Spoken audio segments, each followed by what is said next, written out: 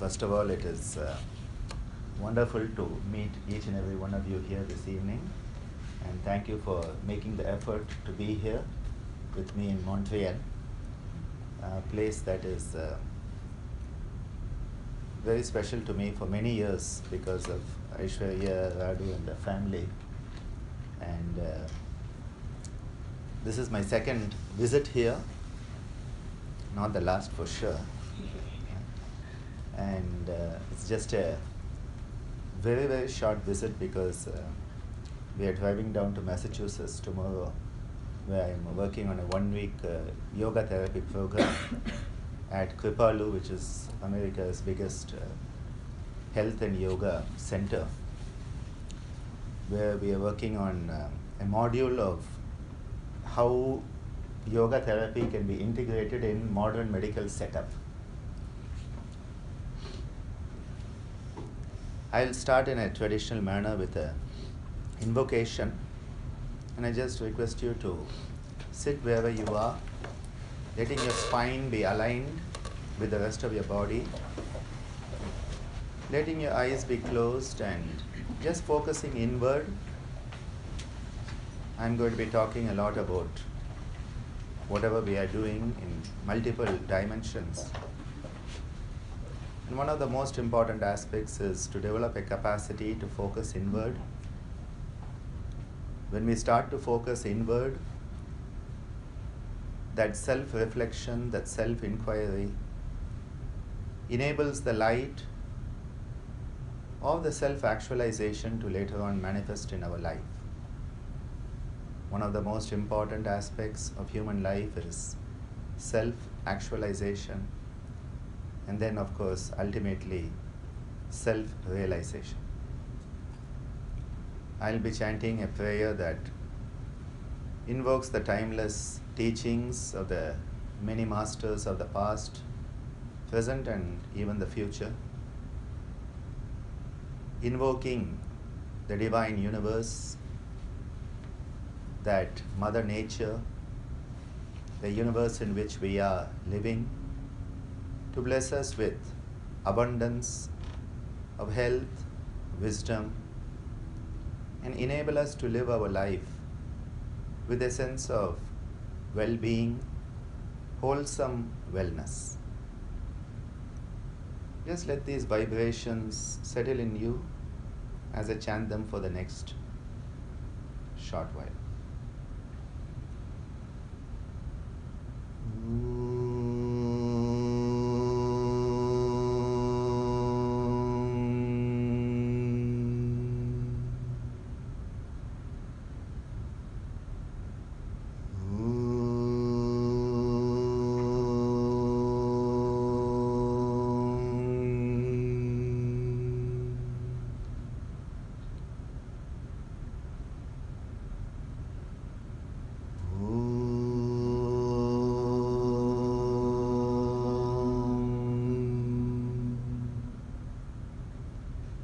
Tadparampariyaya vidmahi jnanalingeshwaraya dhimahi tanno guruh prachodayate. Om badhvam karnebihi shruniyama devah Badhram pashe makshabhiryajatva sthirai rangai tushtuvahum shashtanobihi vyashema devahitam yadhayuh swasti nayindro vrittashrava swasti na posha Vishvaveda Swasti Nartaksho Avishtanemihi Swasti no Brahaspadir Dadatu. Om Shanti Shanti Shanti Om.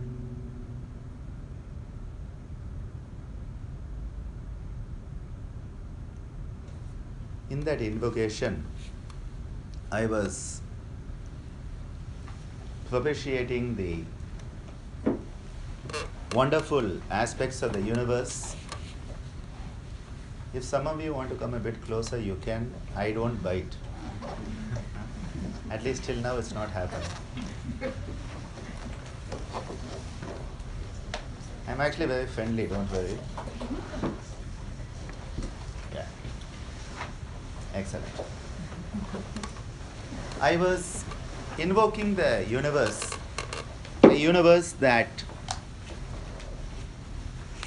is something that is living, something that is benevolent, something that is of the nature of a mother, of a parent. We are children of this universe. And that universe to which we are connected, the more connected we feel, the more connected we are, the more healthy we are going to be. Because the first disease, even the word dis-ease tells you that. What does the word dis-ease tell us? We have moved away from a sense of ease. We have distanced from a sense of ease. And that sense of ease is when we feel one with the whole universe in which we are living.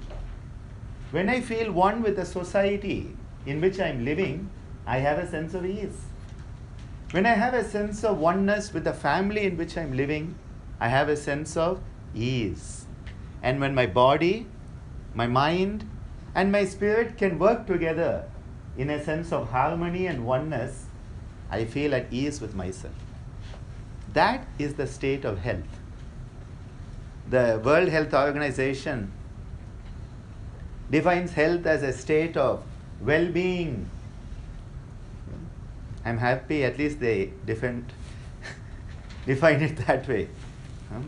Because with the way the pharmaceutical mafia is going, I know I'm being recorded, but anyway, it's okay. I am a very diplomatic, apolitical person. But then sometimes a bit of my father's genes come in. And he was absolutely the opposite, okay? Because the pharmaceutical mafia would like us to believe that health means you are taking at least 12 prescription drugs and then you are healthy. That's what they would love us to believe, and they would love us to believe that the so-called normal values of everything should be so abnormally low or high that we can never be healthy. One of the biggest challenges in health is the pharmaceutical mafia. Anyway, so much for my ranting.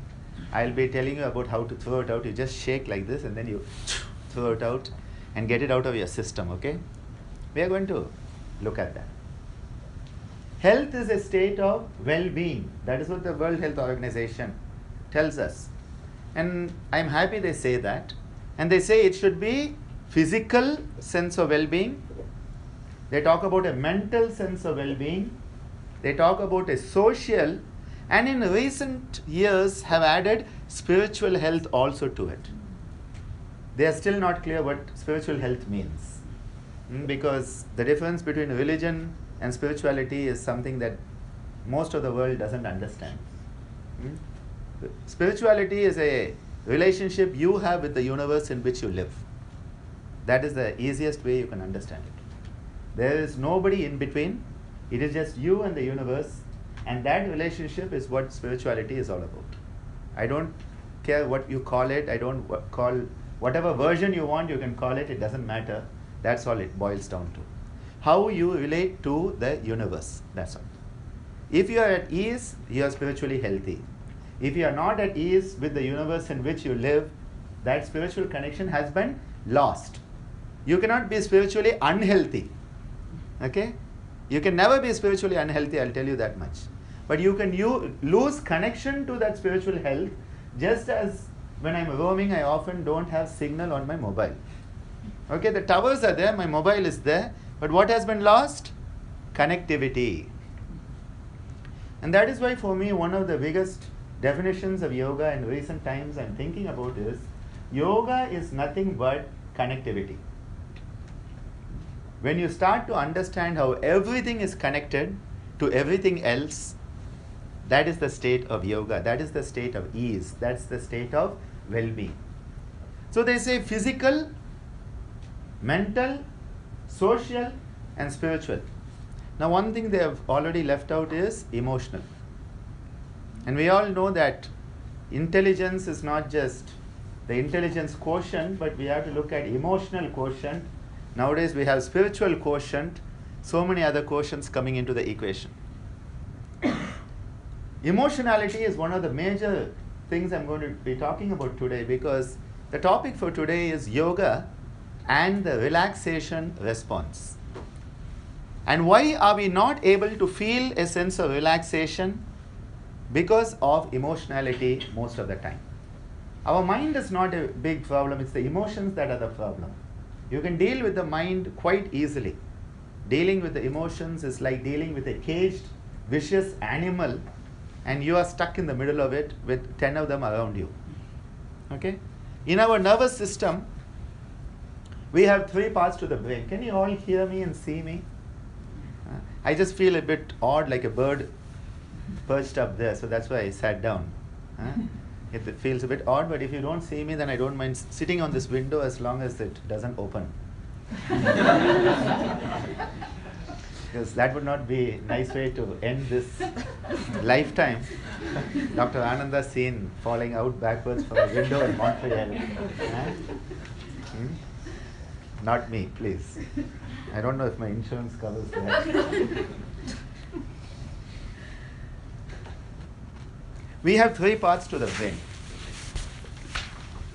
You hear a lot of stuff, and what I try to do is, as I understand it, as my brain perceives it and works with it, I just share it out straight away. And then let you put the pieces together in your brain, in your nervous system, and then get them all to make sense. Okay? That's what I'm doing.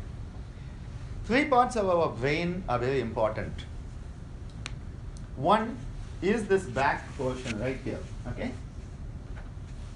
Can you all just touch this part? Can you feel that hard, very tough nut to crack? The occipital region, when you lie down, that's the portion touching. Yeah. Right under that lies your reptilian complex. You know reptiles? Snakes, alligators, everything that goes, those type of things. You see them in horror movies,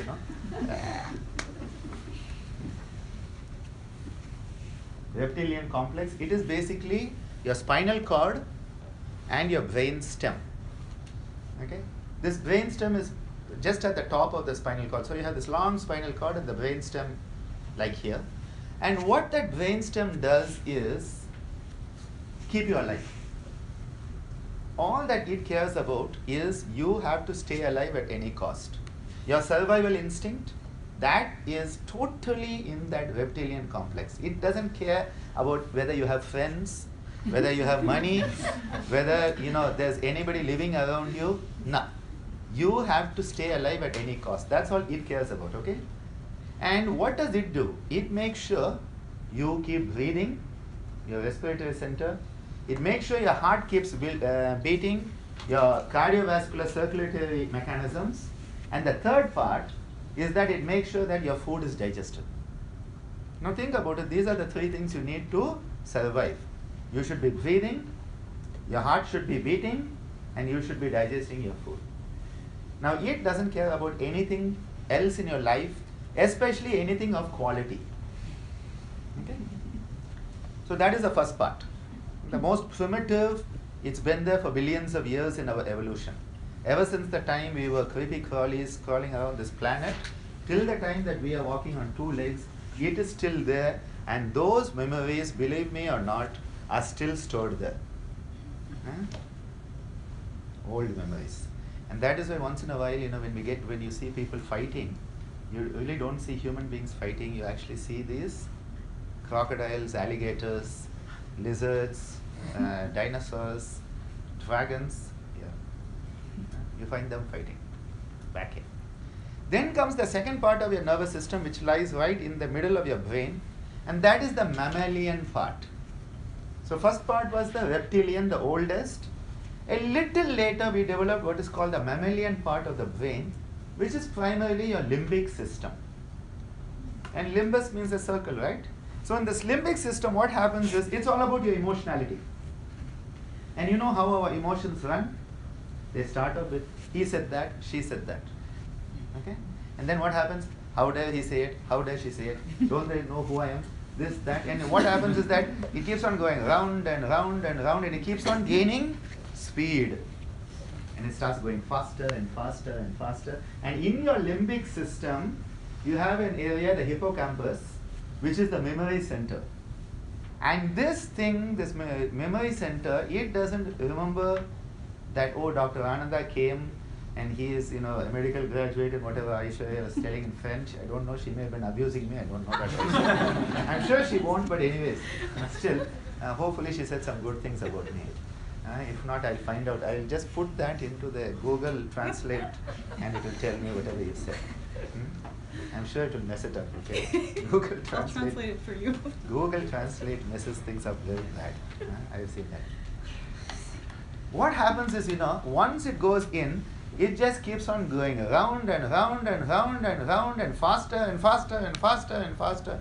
And this hippocampus, because it can only remember very vaguely what is happening, it doesn't know the specific details.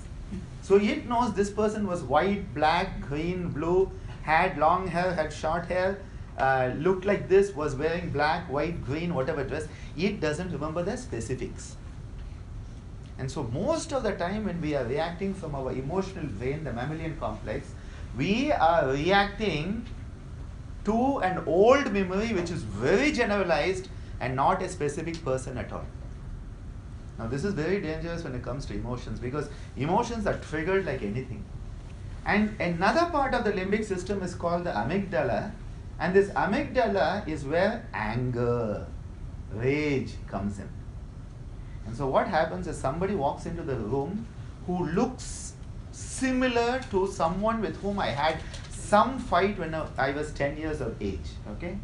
Now this remembers it, and the person walks in, and that person may be a nice person, they may love me, they may appreciate me, they may be willing to sponsor my next world tour, all this will be fine. But what will happen is, my past memory of a similar person has already got me ready to pounce on that person, and all that person says is, "Good evening, Dr. Ananda," and I punch them in the nose. We all do this, okay? We all do it. In yoga, what do we say? We say, try to reflect on it and understand why it is happening, how it is happening, so that you can stop it from happening. That is actually what yoga is about. Putting your leg behind your ears and all that is secondary. That is very secondary. What's happening between your ears is more important in yoga, okay? What's happening inside here between the two ears. So you have the reptilian part, which basically all it cares about is survival. The second part, the mammalian, which is all about emotions and the upheaval. And then finally you have the new kid on the block, your prefrontal neocortex. This prefrontal neocortex, which is here, I like to joke, it is what makes us a unicorn, okay? Unicorns have that horn, we have that. This prefrontal neocortex is the part that actually makes us truly human. Now, long ago, Plato and his friends were having big discussion on how to define the human being. They wanted to have a foolproof definition of what it means to be human. And so they thought and thought and thought and thought, and at last they came to the definition which said featherless bipeds. Okay? Basically, they said we are all bird brains, that's what, okay? I'm just translating it for you. Featherless bipeds. If you don't believe me, go on Google and Wikipedia. Those are the trusted sources, right? Go on them and you'll find this. They define the human being as featherless bipeds, basically plucked chickens. Okay? So immediately the next day, when one of the friends and associates, in those days they had healthy debates. Nowadays we kill each other. We don't have debates, okay? They had healthy debates. So the next day, one guy brings a plucked chicken and asks them, he says, so you mean this is a human being? And they say, well, our definition has a lacuna. We need to set it right. And so they said, what can we do? And they said, well, chickens have curved nails and human beings have flat nails. So they redefined the human being as featherless bipeds with flat nails. Don't believe me, go and look it up. I'm not making it up, okay? I make up some things, but whenever I make them up, I tell you. This is not made up, this is true. And I often think, actually, when you look at the human race walking the planet today, I think those guys a couple of thousand years ago were not far off the mark, okay? Anyway, we are going to do a little bit of that, you'll get a feel of it. So this is the part that makes us human. So what is it that makes us human? The power of choice. That is what makes us human, nothing else. The fact that we look human is immaterial. The fact that we talk human or eat human, okay, that sounds a bit weird, okay, but anyway, it came out in a very weird way. That's immaterial. The most important part of being human is to have the power of choice. And as Viktor Frankl, the person who gave us logotherapy after coming through the very difficult time in the concentration camps, as he said, the last and final freedom we have as a human being is the freedom to choose our attitude towards that which happens to us. Now I'm paraphrasing it a bit, but if you want, you can always go on the net and find the exact words. It's not my job to give the exact words. It's my job to just give you the ideas and then let those ideas, like seeds inside you, they should just flower and blossom and bring forth fruit. The power to choose is the power that we have with this prefrontal cortex, where we have the power to choose, is this to be done or is this to be done? What is to be done? How is it to be done? When is it to be done? With whom is it to be done? For whom is it to be done? Making things appropriate for every situation. Doing the appropriate thing in the appropriate way for the appropriate person at the appropriate moment in the appropriate manner. That is what this enables us to do. Not doing the right thing for the wrong person or the right thing at the wrong time. No, that doesn't make it correct. It all has to fall together. The pieces of the jigsaw puzzle have to come together. And that power of choice to introspect and ask ourselves the question, am I actually doing what I need to do? Am I doing it the way I should do it? And is it resulting in the effect that I wished it to have in the first place? The ability to discern, to ask a question for self-inquiry, that is what this is. And the moment we say the power of choice, as a modern society, we have got stuck in choice being choosing one of the 300 brands of toothpaste in the supermarket, or soap, or which variety of juice. Oh my God, I go mad. You don't know. You go into, as Aishwarya said, the stress response. While coming, she said, your topic is yoga and the stress response. I said, no, it's yoga and the relaxation response. Oh, she said, no, I'm sorry, I've been reading my physiology too much. I said, no, you don't have to be sorry. Whether I talk about yoga and the stress response or whether I talk about yoga and the relaxation response, it's the same topic. Because it's just two sides of the same coin. But which side of the coin are you going to allow to manifest in your life? That is what this talk is all about. The power to choose our attitude. So, reptilian doesn't really have much of a choice. It is just bound by instinct. The mammalian, again, doesn't have much of a choice. It is just reactive. But then the human part of us, the neocortex, the prefrontal cortex, is where the choice comes that you can make a decision to respond rather than react. And this is the most important part of our understanding. Now, as a medical student, what we do is that we have somebody sit like this on a table, and then we take a small rubber hammer, not a metal hammer, and what we do very non-violently,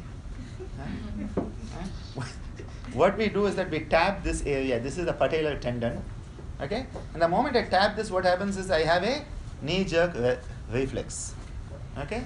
When I tap this, because this contracts. Okay? So this impulse goes from here, a sensory impulse goes to my spine. At that spinal level, immediately a motor response comes. So sensory input goes in, motor response comes, contracts my quadriceps, and I kick the person who's in front of me. Right?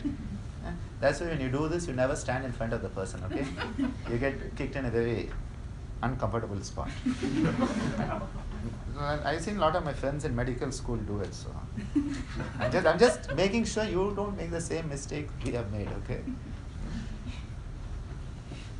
So what happened? The hammer hits, the impulse goes here, and you kick. It has nothing to do with thinking at all. It's all a reflex. You hit me, I kick you. You hit me, I kick you. You hit me, I kick you. That's nothing but reflexive, reactive behavior. And this is where most of us are stuck for most of the time. Someone likes us on Facebook, we like them back. Somebody, Facebook says, tough topic now. For me, it's a beautiful medium of reaching out to so many people over the world and sharing stuff, but I don't know really how much I want to share nowadays. But it's okay. You like me, I like you. You dislike me, I dislike you. Thank God Facebook doesn't really have a dislike button. But YouTube has one. Okay, YouTube has a thumbs down, right? And this is a problem I've had with all my videos on YouTube. Because there's always going to be someone who's clicked the dislike button. It's inevitable, okay? It doesn't matter, and I have seen all the videos I can, and there's always going to be a dislike click there.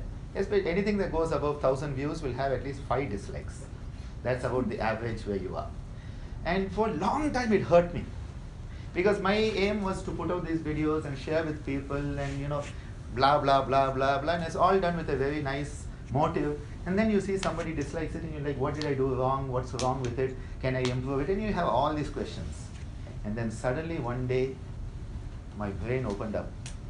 My consciousness opened up and I realized that what was happening was, these people were not actually disliking my videos, they were liking it. And you're like, no, they clicked the dislike. No, you know what happens? These were the real yogis. Okay? And they were standing on the head. You know, in yoga we do standing on the head.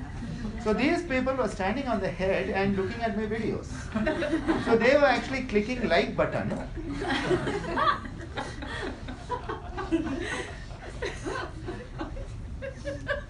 You know what? After that, I start worrying about people disliking my videos. And now it doesn't matter to me whether they like it or they dislike it. I say, okay, it's just their perspective. Please understand, you cannot change anybody else's perspective. What you can do is change your perspective, that's all. They say you can take the horse to the water, you can not make it drink. And the wise old horse has a story, moral. It says, you can take the human being to the books but not make them think. You know, it's the horse version versus the human version. You cannot do it, okay? All that we can deal with, our jurisdiction, our territorial rights, are only with how much of our choice, our attitude, our perspective we can change. And that is why Mahatma Gandhi so beautifully said, be the change you want to see in the world. Now people have given all sort of interpretation to it. A very simple interpretation is, you cannot do anything about the world, you take care of yourself, and that itself will automatically start to change things. You become one of those key elements, that's all, and the critical mass slowly develops. It's only when the critical mass comes that the bigger picture occurs. So coming back, reptilian, mammalian, human. Now what does this have to do with relaxation? You see, the whole basis of stress and relaxation is primarily based on your sympathetic nervous system and parasympathetic nervous system. These are two keywords that we need to keep in mind. And these are the two wings or the two limbs of the autonomic nervous system. Now, normally when we talk about the autonomic nervous system, what we say is we have no control over it. The autonomic nervous system is automatic, autonomic, and so we have no control over it, so we cannot do anything. But then what we start to realize is there are aspects we can start to control, and that window of opportunity is through the breathing. So in yoga we use a lot of breathing, because when you manipulate the breathing is the respiration, is the window onto the autonomic nervous system, where the conscious part of you can choose, the cortex, the cortical part of you, the neocortex, can start to change the way the reptilian complex, which is linked to your autonomic survival, and the whole autonomic nervous system can be changed by the way you are sending signals from here. And a few examples I'll give on this. Whenever we feel very emotional, what happens to our breathing? It becomes a bit rapid, it becomes a bit turbulent, it becomes irregular. So when you see somebody crying or somebody in anger, there will be a break or you'll get that real anger that you can see. It's amazing actually what it can do. So the yogis who are very good observers of nature, of human nature, of the external nature, they found that if you want to work on this, what do you need to do? You can do the reverse. You work on the breath, because the breath is that part of autonomic activity, automatic activity, that can also be brought under conscious control. For example, all of you have been sitting in this room till now. Has anyone thought about the way you were breathing till this moment? Unless you have, one is either, you are very special. Second option is you have a breathing disorder. Third is because, you are in yoga, you thought, okay, while Dr. Ananda is coming in, I will do some breathing. Other than that, we do not think about our breathing at all. The reason being, it is just happening on its own. We take it for granted. And because of that, what happens? It's in the background. It's always just doing what it needs to do. Now, suddenly what happens? Your cortical choice can suddenly say, let us breathe in a certain way. So I'm just going to give a count and let's all try it out, okay? Just as an experiment. Wherever you are sitting in a way that you are comfortable, because I'm not teaching you pranayama or anything, I'm just trying to give you a exploration of a few of these concepts. Fine? Just trying to sit with your spine aligned to make it easier to breathe. Breathing out. Let's breathe in. 2, 3, 4, 5, 6. Breathe out. 2, 3, 4, 5, 6. In. 2, 3, 4, 5, 6. Out. 2, 3, 4, 5, 6. In. 2, 3, 4, 5, 6. Out. 2, 3, 4, 5, 6. In. 2, 3, 4, 5, 6. Out. 2, 3, 4, 5, 6. In. 2, 3, 4, 5, 6. Out. 2, 3, 4, 5, 6. In. 2, 3, 4, 5, 6. Out. 2, 3, 4, 5, 6. Excellent. You all did well. Now, I think most of you should have found this comfortable. I don't think it would have been too difficult. Okay? Now, what we were doing is something very simple. Normally, we are breathing about 15 to 18 times a minute. We brought it down to 6 times a minute in just what you did now. And the magic number is 6 per minute. What does 6 per minute do? The moment you breathe at 6 per minute, you are attuning your breathing rate with your inherent natural cardiovascular autonomic pattern. There is a beautiful pattern in your cardiovascular autonomic patterns called Mayer rhythm. And the Mayer rhythm goes at the rate of 6 per minute, and if things are tuned to that 6 per minute, your heart, your blood vessels, the blood pressure in it, your heart rate, the way your heart contracts are all going to be on a healthier side. Because what has happened, you have achieved synchronicity. You have brought them into a synchronous pattern. You have attuned them to that rhythm of 6 per minute. And we have found amazing differences with people who have high blood pressure. 5 minutes of just breathing at 6 breaths per minute, nothing else, nothing complicated. And within 5 minutes, blood pressure comes down tremendously. People who have rhythm disorders of the heart just suddenly starts to beat at whatever speed it wants. People who have palpitations, anxiety, the moment you start breathing at this rate, within a few minutes, you've got it all under control. How does it come under control? The cortex, the choice, the human part has overrun the autopilot. You have taken, it's like changing from autopilot to manual. What you have done is you have said, that is going too fast, there's too much of stress, too much of anxiety. What are you going to do? Change the pattern, slow it down. 6 per minute. That is actually the magic formula. 6 breaths per minute, and you have got it in control.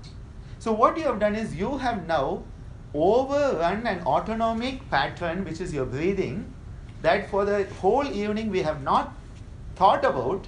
Suddenly you have changed it, and you have brought in an element of conscious choice. And the moment you do this, what do? The whole body systems go into a state of relaxation. You are shifting from a sympathetic dominant stress situation or hyperreactivity to one of a parasympathetic dominant relaxation response. And why is this important?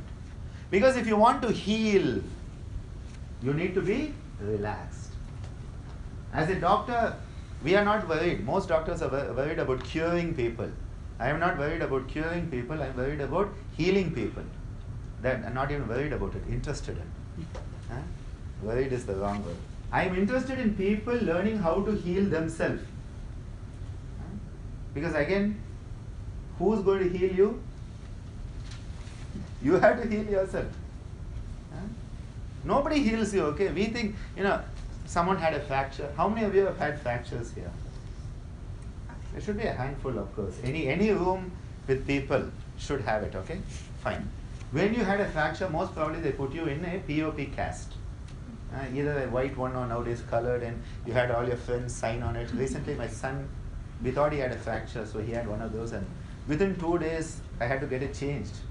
Because, everybody had scribbled all over it and made a mess of it, so then we had to change it because luckily he didn't have a fracture. So when we went back on the 3rd day, my friend who was the ortho specialist, he said, well, it was just like a mild strain, he should be fine. Now when you put on that POP, immediately what does everybody say? The POP healed me or cured me. No. What was that POP doing?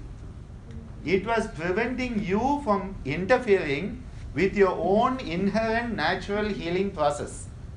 Do you understand what I'm saying? Yeah, you get me? You are going to heal.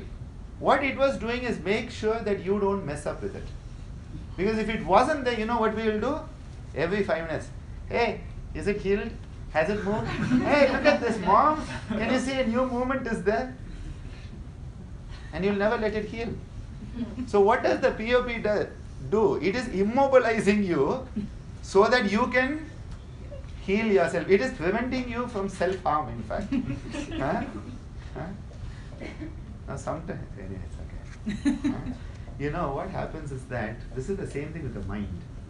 We have a problem or an issue, as you call it. In India, if I say issue in India means children. It's crazy actually, the usage of words in different cultures. That is why I love traveling the world, because you see how words can mean so many things. If in India you ask someone, how many issues do you have? It means how many children do you have? Cultural context of certain words can be a bit weird. Whether you call it issues or problems or challenges or whatever you want to call it, politically correct language. I have trouble with that sometimes, but I'm trying. Fine. What we do is, we have this, I'll keep it problem for now, okay? It's just simpler for me. We have this thing, and what we do? We think that we are going to think about it and find a way out of it. Now that is like not having a POP and saying that I'm going to move and move my way out of it. It's as bad as that, okay? Because what happens is the more you think about it, the more you are putting it into your limbic system, and the more you put it into your limbic system, the more stressed out you become about it, and the more stressed out you become about it, you're not going to find an answer anymore. It's like you running at 60 miles per hour. You cannot run at that, but 60 miles per hour and trying to pick up this phone while you are running. It's not going to happen. You have to slow down if you are going to be able to pick that up and get up. You get what I'm saying? If you are thinking so fast, if your thought process is running so fast, you will just go by the whole issue. And the solution will be standing here and you are running so fast, you have missed it. Like the flash. You go so fast, you actually miss it. Because you have gone there and then oh my God, the solution is then by the time you come back here, you have gone past it. And you keep on shooting beyond the target. And so you end up missing the whole solution, though it was there. The moment you slow down your breath, you automatically slow down your thought. And the moment you slow down your thought, your emotions slow down, and suddenly the solution appears. Where was the solution all this time? Not outside. It was well within us. But we were going so fast, that we were going right by the solution without being able to get it. So the key in trying to induce the relaxation response is to start slowing everything down. Now in the world today, we want everything to go faster. And that's where the struggle comes, because we are trying to go faster and faster and faster, and then we miss the boat. We have gone so fast, we miss it. So here the key is slowing down the breath is one of the most important tools in inducing a state of relaxation. Now why should you have a state of relaxation? Because what is happening is this constant speed of the mind, speed of the emotions automatically reflects the psyche, which is the mind and above. It reflects on the body, the soma. So we have things called psychosomatic disorders. You also have somatopsychic disorders. That's another one, where there's a body problem leading to a mind and above problem. That's a second thing. So what is happening is you have all of this happening. This jittery mind, this jittery emotions start to come into the body, and when it comes into the body, what do you think happens to your heartbeat? It starts to go, do you think it's going to go love-dub, love-dub, love-dub? No, it's going to go love-dub, love-dub, love-dub. That's what's going to happen. It's going to what's going to happen to your breathing? And when your heart is going and it's sort of beating so fast, it's going to jump out of your chest, your breathing is going so fast, your mind is agitated. Do you think you are going to make a single right decision in your life at that point?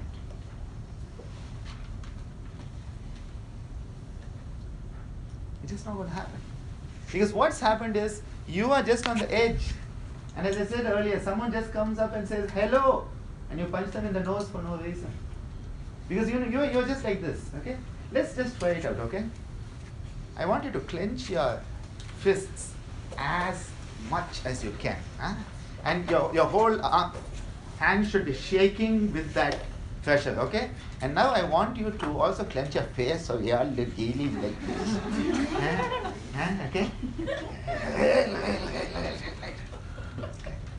Okay, now let go. Now imagine someone comes up with most probably, if I were you, I'd see which is the way to get out of this place. Huh? And I go around the cities in the world, and it's amazing how many people are walking. You just see it everywhere. And all you have to do is stand in front of them and you have chaos. Because we are all uptight. We are uptight. And when you're uptight, your whole sense of perspective is thrown out the window. Totally. And it happens in families. It happens in society.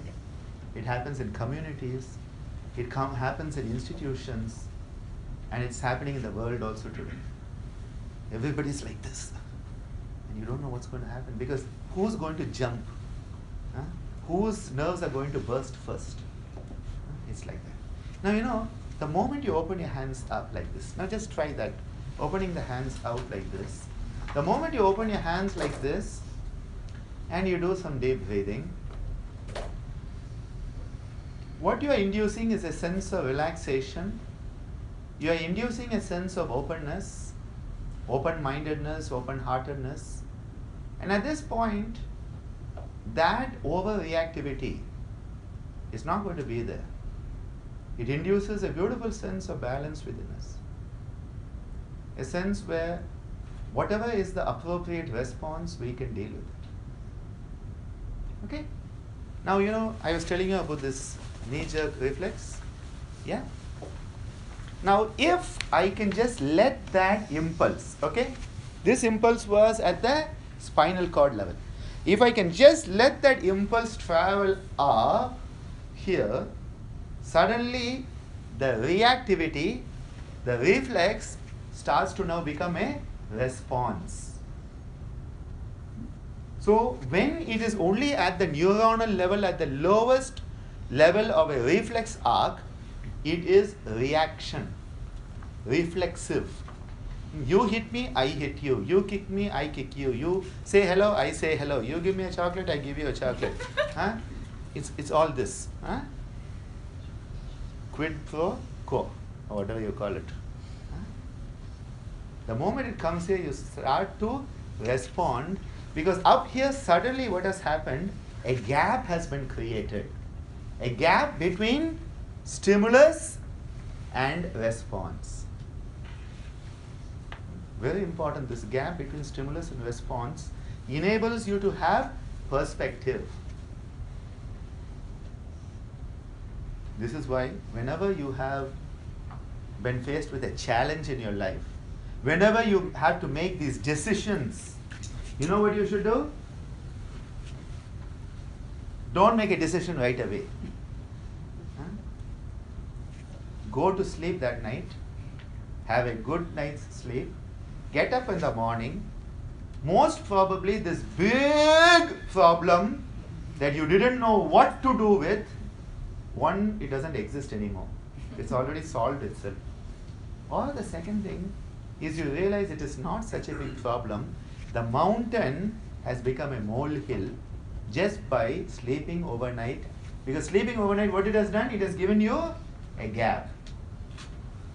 Now the best example of this is modern email. Texting is even worse. I'll come to that later. Over the last year or so, I've installed on all my email accounts, I believe it's 15-second option where I can undo the message. I don't know. How many of you know it exists? Okay, good. And a very sincere sharing today is, it is worth installing it. Take that option that you can undo it. I think the maximum is 15 seconds. I don't think it's longer than that. I wish it was 15 minutes, but anyway, it's not. And I tell you, I've already in 1 year used it at least a dozen times. And on half a dozen times, it has saved my life and my job, okay? Because I've written to my dean some very nasty emails in a very emotional state. A very supportive man. He's been my surgery professor. I love him dearly. He will support me till the last breath of his life. But once in a while, he pokes me in a meeting, and I get a real emotional, what I'm talking about, we all have it. And I type up this email and I click send, and then luckily, within 15 seconds, I went undo. And my job is safe and I'm still director of the center of the university. If that email had gone to him, I give you the guarantee, I would be in some other designation, but not as director of the center of the university. I tell you, that gap, that 15-second gap is very useful. Of course, I feel 15 minutes would be a bit more appropriate for us modern human beings. Very useful to have. Now, in the good old days, as they tell us, things always look better retrospectively. That's why they say it. But anyway, in those days, when people wrote a letter, you were really mad at somebody. What did you do? You took out a piece of paper. You had to find that paper. You had to find a pen. Then you had to sit down and find a place to write it. And then you had to start writing. And by the time you finished writing it, you're like, this is not really worth writing. You crumple it up, throw it in the dustbin. If not, what do? You seal it, and then you have to go to the post office and get a stamp, and then you have to put it in the post box. And this took time. And again, what happened is, by that time you said it's not worth doing it. So you had a lot of space. We had the space in which we could change our mind. Nowadays, what is happening is we are jumping because we are hyper reactive. And I told you, we are all like this actually. And when I walk around the world, I'm astonished how many of us are just on edge. And we're just ready to pounce on someone. Someone says something and immediately we take offense. I must remind you, offense is never given. Offense is always taken. Great truths lie in linguistics. If you start to understand linguistics, there are great truths. Offense is never given, it is taken. And why is it we take offense? If I'm like this, you turn right, I get offended. You turn left, I get offended. You say hello, I get offended. You don't say hello, I get offended. What are you going to do? Because I have made up my mind, I'm going to be offended by you. And once I make up my mind, I'm going to be offended by you. It doesn't matter how nice a person you are, I'm going to get offended. And this is why it is very important for us to understand that much of the stress reaction, they call it the stress response, that is dignifying it. I like to call it the stress reaction. Because I do not believe there's any response at all in the stress. I believe it's totally reactionary. But they call it the stress response, and so I have to use that term. I do not like it. It is totally a stress reaction because there's nothing conscious about it at all. The whole thing, what happens in the stress response? Just to give you an overview. You perceive something as stressful, immediately your hypothalamus, which is the center of your existence, that hypothalamus starts to secrete its hormonal substances, releasing factors, inhibiting factors, facilitating factors, whatever they are. That influences the pituitary. The pituitary is part of your endocrine system, okay? Hypothalamus is part of your nervous system, your brain. I'm going to come back to that in a few minutes, so please note. Hypothalamus is part of your brain. Anterior pituitary is part of your endocrine system. It used to be called the master conductor of the endocrine orchestra. Then they realized the bigger master is the hypothalamus. The pituitary starts to secrete its hormones. They come down to your adrenal glands, and these dense cap glands on top of your kidney, they look like dense caps. Yeah, that's what they are. What they do is they start to secrete different hormones. Now, from the pituitary, when it secretes down, it's going to secrete the mineralocorticoids, the glucocorticoids, especially cortisol is the main one. When we talk about the corticosteroids, cortisol is the main one which is secreted. Same time, your hypothalamus, through the autonomic nervous system, that is the sympathetic. You remember I said sympathetic, parasympathetic? That sympathetic part of the autonomic nervous system, it comes down to the adrenal medulla, the middle part of your adrenal gland, stimulates the secretion of adrenaline and noradrenaline, also called epinephrine and norepinephrine, depending on which terminology is used. And all of this, immediately what it does is, it starts to induce what they call the stress response, which is actually stress reaction. Your heart rate starts to go up, your blood pressure starts to go up, your blood sugar starts to go up, all your muscles start to get better blood supply, the peripheries, the skin and all gets less, That is why when people are stressed, what happens? They have cold, sweaty palms. Cold is because the circulation is not coming to the skin. Sweaty because the sympathetic nervous system makes the sweat to secrete more. It's all very logical, okay? If you have a lot of sweat on your body, nobody can catch you. It's easier to escape. This is actually why it is there. Why should your heart go faster and blood pressure faster? Because you're going to fight with somebody or you're going to run away. For both, you need better cardiovascular reflexes. Your eyes start to open wide so that you can see the enemy better. You know what to do. Your respiratory passages open wide so you can breathe better. So that when you fight or you run away, you can do it. All these responses are geared for survival. They are based on survival. And automatically your digestive system shuts down. Because when you are fighting for your life, who cares whether your last meal is digested or not? Doesn't. And similarly, your reproductive system shuts down. Because nobody is going to be thinking about sex when they are struggling to stay alive. And lion is chasing you and you are like, hey, just wait. Nah, doesn't happen that way, okay? That is why stress in young IT professionals in India, we have this huge boom. Whenever you go on a helpline, we are there. Huge boom of IT professionals, and all these young people are getting married and within a month or two are getting divorced on the basis of sexual dysfunction. It's just happening right, left and center. And the whole thing is stress. And the stress is just shutting down the whole reproductive system. So it's actually quite an issue. We are dealing with a lot of those issues and counseling a lot of these young people, trying to change many things.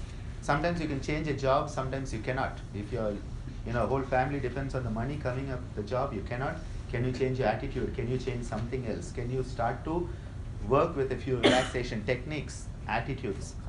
So the whole stress response, hypothalamus going through the autonomic nervous system to the adrenal medulla, through the pituitary gland to the adrenal cortex, and you have all this stress response which is for fight, flight, and based on fear. Now in the stress response there's one more part which is called freeze. You know one of those? And this typically happens when medical students come for the viva. You know the viva voce, where they are asked questions by the professors? It's amazing actually, when you sit there and you watch this. And a student who knows so many answers, they just come and sit there, and the professor says, what's your name? And they're like, the stress response is amazing. I went there, half the time we're like, breathe in, breathe out, and then start to give the answer. The amount of stress that can be there. Now the exact opposite of this is the relaxation response. But where does the stress response start? I told you the hypothalamus comes into play. Once it comes into the hypothalamus, you cannot deal with it. It is like the avalanche on its way. The dam has burst. And once the hypothalamus starts squirting its hormones and substances into it, you have a dam that is bursting and you are trying to repair it with tissue paper. Okay? That is a mental image you can keep for that. Very difficult. Very difficult. They'll say, oh, you do deep breathing, you go and lie down in Shavasana and you do biofeedback.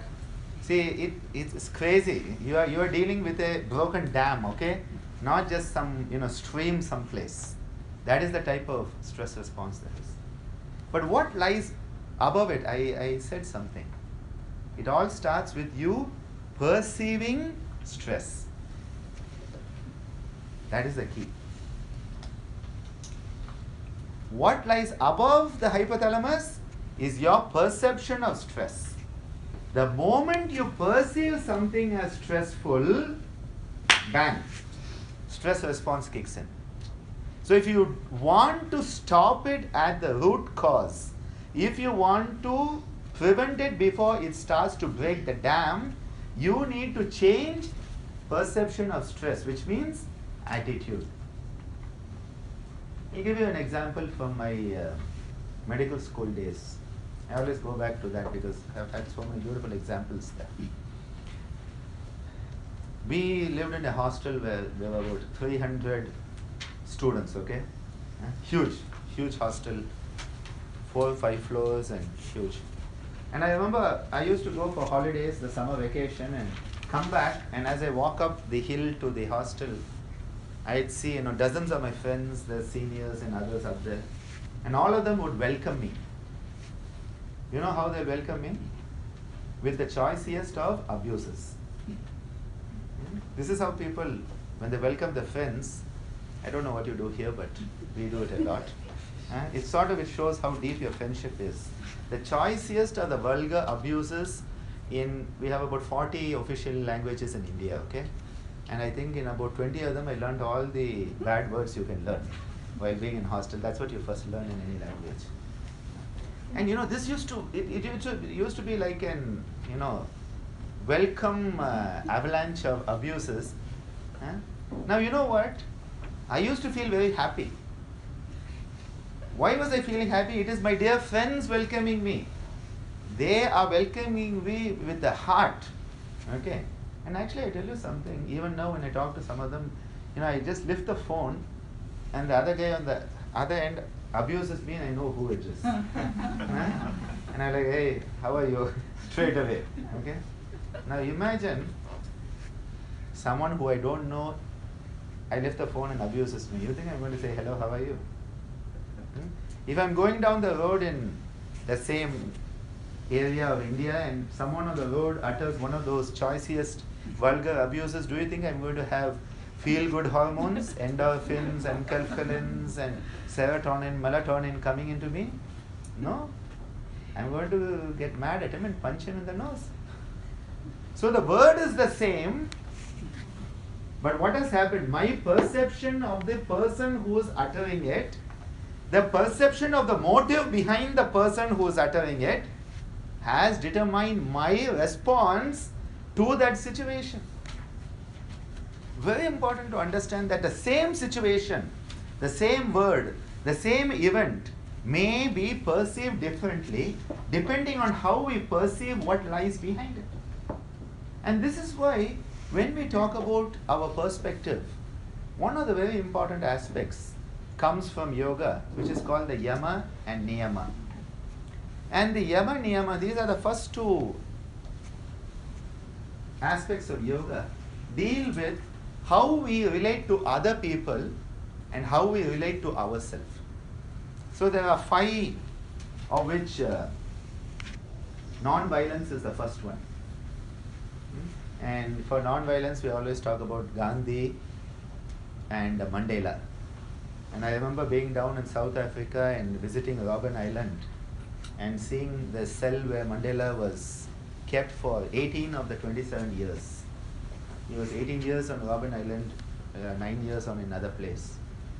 And just going in that, I had to come out at the earliest. It was a horrible. Just to be there in there for even about 10 seconds is very repressive.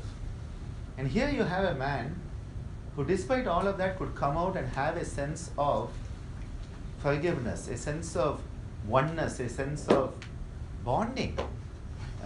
For me, one of those modern examples of someone who could actually radiate it. Gandhiji has been a bit too earlier for us in India, that we have gone the other way and we often tend to negate his contribution. But with Gandhi, his perception of 2 things. One was ahimsa, which is non-violence, and the second is satya, which is truthfulness. And these 2 enabled him to have a certain worldview, a certain perspective. Now, in yoga, what we say is that if you become established in that sense of non-violentness, it is not saying no to violence, but even the thought of violence doesn't arise in you. So it is a sense of non-violentness. It's actually a state of being, a state of truthfulness, where even falsehood doesn't exist. It's not that there's falsehood and then you say, no, I'm not going to utter a falsehood, or there's violence and you say, I'm not going to be violent. Even the tendency for violence or falsehood doesn't exist. That is the idea there, that one has to work towards it. And in such a state, it is said that when you manifest that non-violence, wherever you are, violence ceases on its own. It's an amazing quality when you think about it. Violence ceases in your presence when you are non-violence personified, basically. And same thing with when we talk about truthfulness in yoga, we say when you are established in that truthfulness, whatever you say comes true.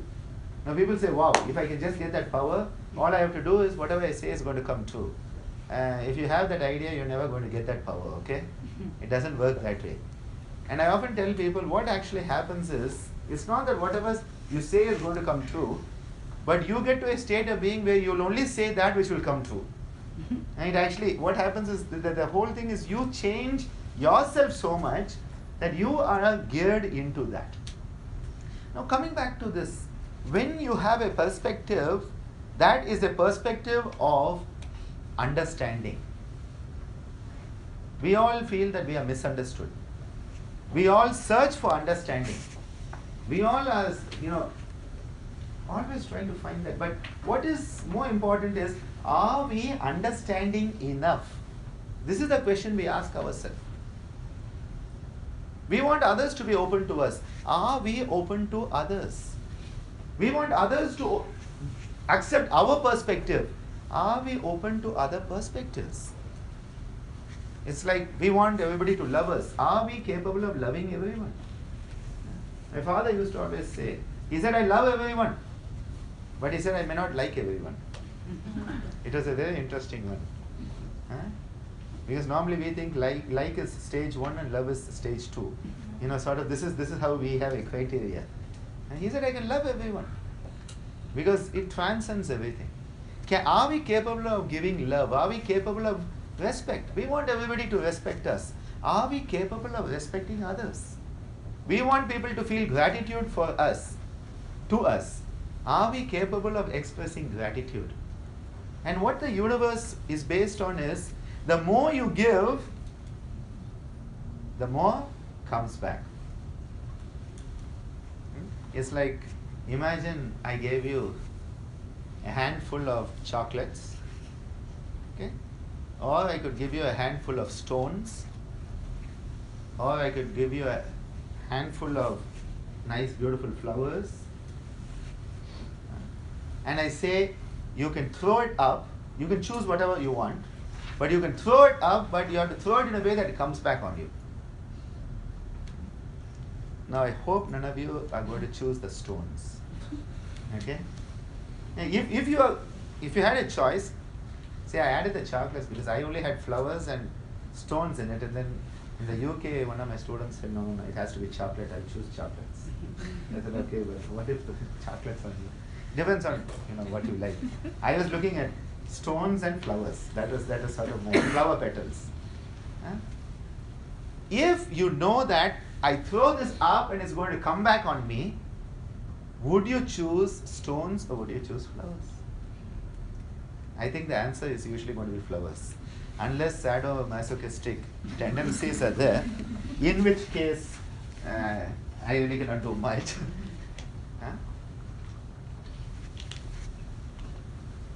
If you know it's going to come back to you, would you throw it out? Another way I often think about it, in India we talk about the law of karma. And people say, oh, karma is your fate, what comes back. Karma is both the action and the reaction. Newton's law of physics, every action has an equal and opposite reaction. Everything you do sets into motion something that's going to come back some way, someday, you don't know when, how. And my father used to say the earlier it comes back, the better. Because then you can deal with cause effect a bit easier. If it comes back after 25 years, you have no idea what's hitting you right now. So he used to call it instant karma, like instant coffee and instant noodles. But instant noodles and instant coffee is not so healthy. Instant karma is very healthy because you know what is cause and effect relationship. Fine? And I often talk about it. I say, well, karma is based on attachment. And the whole stress response is based on attachment. Why do we get stressed? Because we are attached to something. What are we attached to? Our self-identity. We identify with a certain name, a certain religion, a certain nationality, a certain linguistic group. We attach ourselves to all of these, and the moment any one of those identities is challenged by anyone, we have burst the dam. If it's somebody else, it doesn't matter to us. We are very happy.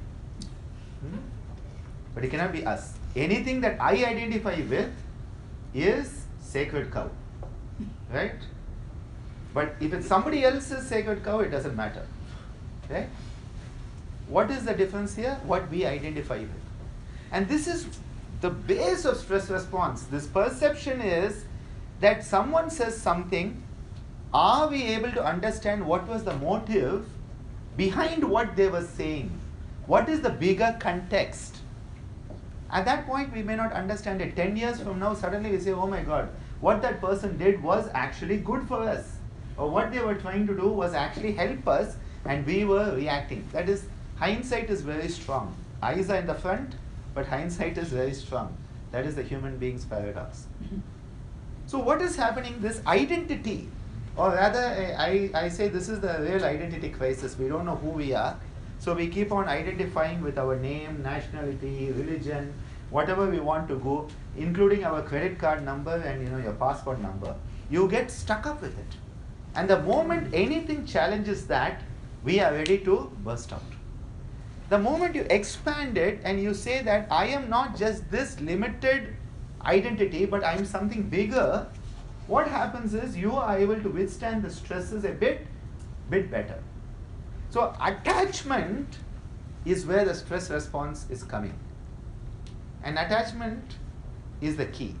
So if you can break that cycle of attachment, you are going to slowly be able to move away from stress and move into relaxation. Another example. Imagine we all had a rubber band, huge rubber band tied around our neck, and the other end of the rubber band has a stone. Now you are supposed to throw the stone as far as possible with all your strength. What is happening? You are throwing the stone. But what is happening? Because of attachment, that stone keeps on coming back and smacking you in your face. Okay? And this is why the whole basis of changing from stress to relaxation is cutting that attachment. Because the moment you are not attached to it, it no longer comes back to smack you. It becomes a bit difficult. Because we all have attachment. We do something and we want to be seen doing something, and we want to be applauded for it. I told you about those like buttons on YouTube. And the problem with it. Now if it is somebody else's video, I'm not so worried about it, right? It's when it's my video. Because as long as it is somebody else's problem, it is a molehill. But the moment that same problem becomes mine, it is a mountain. So what is the difference? The problem is the same. It is in the attachment, it's in the identification. And this is what I find with so many of my patients when I'm talking to them. They come into the hospital and come for the yoga therapy. We are very lucky in our university. We are a medical university. We have medical students, dental students, and nursing students. And for all of them, in the beginning of the course, we are able to give them some of the yogic concepts and the yoga practices. And in the nursing curriculum, we now have 90 hours throughout the 3 years of the curriculum. And now we can offer up to a PhD in yoga therapy. So it's a very nice work that we are able to do. But when the patients come to us, about 45,000 patients in the last 7 years in our center, we have been helping through yoga therapy, along with modern medicine. So they are getting the modern medical care plus the yoga therapy as an integrative therapy, tremendous benefits. When the people come to me, the first question I ask them is, who are you? Simple question. And you know what? Most of the time people are like, I am a diabetic. I am hypertensive. I am a cancer patient. They don't even tell me the name. Maybe when they come to a doctor, they think what I want to know is that. That's why they are saying it. But the first thing I tell them is, why are you identifying yourself with that disease? The moment you identify with the disease, you are not wanting to let go of it. It doesn't matter what therapy you give, you cannot heal that person because they have identified. And if they get cured, they start to subconsciously, unconsciously worry about having an identity crisis because they don't know who they are. They had identified being a diabetic, and if they are not a diabetic anymore, who are they? It's a very strong subconscious, unconscious attachment happening. And the second type of attachment that I see as a yoga therapy consultant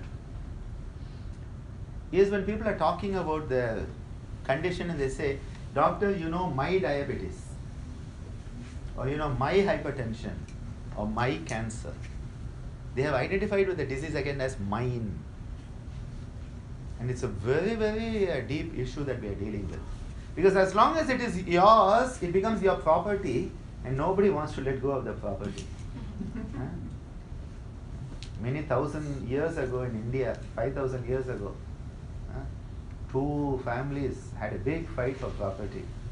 It still continues into modern India also. It's called the Mahabharata. It's when what we call Kali Yuga started 5,000 years ago. People will kill for property. My property, and your disease becomes your property. You think people are going to let go without a fight? So the first thing I tell people is you have to say the diabetes or the hypertension or the cancer. Create a separation from the disease so that you can deal with the disease as something that is an unwelcome visitor and not something that is your permanent property nor you. The same thing applies. That's disease. Same thing applies when people talk about the problems or the issues. You know, this is my problem. You know, it's very interesting. I'm sure amongst friends you have it when one friend comes and talks with another friend and they're discussing about how big the problem is. You know, this has happened, that has happened. And this friend with whom they're discussing is like thinking, why is this person so worked up about this? This is just a small thing that can easily be dealt with. And why are they so up about it? And then they're able to give them some sane advice actually. You know why they can give them the sane advice? It is not their problem. So the mountain has become a molehill because it is the other person's problem, so you can see the answer which that person cannot see. Now you know what? If that same problem happened to the person who is given the sane advice, you think they would find a sane solution? No. Because now it is their problem. So they need to go to somebody else who can look at it and say that is not my problem and give them the sane advice. This is why it's good to talk to friends, and this is why I tell you friends are important. Friend in the sense someone who will not judge you, okay? Even if you are mad. Who will accept you as you are and at the same time be able to point out to you what you need to do to get out of that problem in which you are there. Someone who can have perspective and not jump into it with you. Because if somebody is drowning and you also jump in with them, both of you are drowning, okay? But if somebody is drowning and you know swimming, you will be able to help them. Or if you don't know swimming, at least get hold of something that is solid and then help them. But we had a swimming pool in our ashram in Pondicherry. And I remember one kid got towards the deeper side. Where the water would come into the pool, he got pushed by the water, and there's another kid who wants to help him. And so he stretches his hand. He doesn't know swimming. Guy 1 doesn't know swimming. Guy 2 doesn't know swimming. Stretches his hand, lets go of this, and now you have 2 kids drowning. And then my father had to pull them by the neck and carry them out of the swimming pool. Well, in those days you could spank kids, okay? And nowadays you cannot, okay? And he is now one of our senior yoga teachers, Gajendra. We joke about it a lot. Well, anyway, this is not really the place to talk about it, but Kundalini arousal requires a bit of that. Anyway, sorry. Fine, that's a different story altogether. If you want to help someone, you need empathy, no doubt. But empathy doesn't mean jumping into the well with them. then you'll have two people in the well. Empathy implies understanding they are in the well, understanding how to get them out of the well, and doing what needs to be done to help them out of the well. Not jumping with them in the well. Many people mistake friendship to be two people should jump in the well at the same time and be there. Real friendship is to be able to help the person in the well come out in an effective manner with the least possible complications and consequences. That is what empathy is. That requires perspective. And so perspective comes from that. Now the other issue that comes with this stress and relaxation is that we are always getting stressed because we are comparing with somebody else. And that is one of the biggest thieves of happiness, of joy, is comparison. And if you want to be dejected and depressed, the surefire way is start comparing with everybody else. And soon you will be. Because people get a job and they feel so happy that finally they're getting the salary they deserve. It doesn't happen much, but someone gets a salary and they feel they're getting the salary they deserve, and they go to work and they're just so happy, and at coffee break they meet one of their colleagues, and the colleague is earning $100 more than them. That's all. The balloon has totally gone. Air has gone out of the balloon. You are happy till that coffee break that you are getting paid what you deserve, and the moment you know that one of your colleagues is getting $100 more than you per month, suddenly the world has collapsed and everything is so bad about this. I tell you, kids come in India from school, they come home happy and they say, Mom or Dad or whatever, I have got 97% in my exam. That's wonderful marks, okay? 97 out of 100 in my exam, and the parent says, what did the other kid in your class get? You say 98. You idiot, you are no good. 97. You should be on at least cloud 6, if not cloud 7, okay? And the moment somebody else gets 98, you are worthless. How do you become worthless? My daughter's been writing her high school exams and she was a bit worried about it. I said, see, it doesn't matter what you get, okay? Whatever you get, you're still going to be my daughter. Whatever you get, I'm going to love you the same. And she's like, yes, but that girl got this. I said, that girl's not my daughter, you are my daughter. Why should I worry about that? Let her father worry about her marks, I'll worry about your marks. Right? Why do we get uptight about it? Why should we limit our perspective of others based on comparison with somebody else when no two human beings are the same, no two people have the same fingerprints, no two people have the same iris prints, no two snowflakes are the same, right? I just missed snow. Huh? Me and my summer shoes. Huh? I am coming in my summer shoes because I believe summers are on the corner. Very optimistic about it. Well, I went to the UK and the sun came out of my bag. I came here to Montreal and the sun's out of the bag, so it's good. As long as that formula works for me, I'm fine with it. Me and snow, I don't think. We don't want to really be in the same place at the same time. But who knows, I may enjoy it also. Let's keep that idea open and not get stressed about it. After talking about all of this, snow,